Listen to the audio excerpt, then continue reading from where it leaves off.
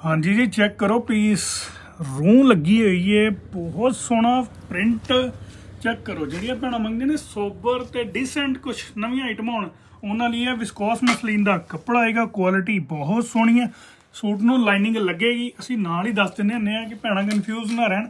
Back printing check कर लो, बाजू check कर लो, ਇਹ फुल बाजू का कपड़ा है, मतलब क्वार्टर नहीं है, प्रॉपर इत्थों तक बाजू बनेगी। बहुत सोहनी कपड़ा, बहुत प्यारा।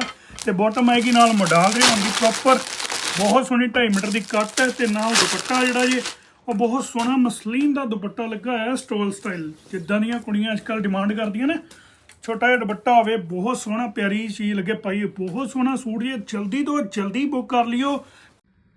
ਚੱਕੋ ਜੀ, ਸਾਰੇ ਸਮੁੰਦਰ ਦੇ ਕਲਸ਼ ਚੁੱਕ ਕੇ ਤੁਹਾਡੇ ਸੂਟ ਦੇ ਉੱਤੇ ਲਾਤੇ ਜੀ। ਬਹੁਤ ਸੋਹਣਾ ओरिजिनल वर्क ਤੇ ओरिजिनल सूट है।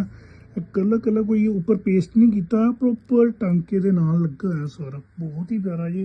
Order book fast, thank you.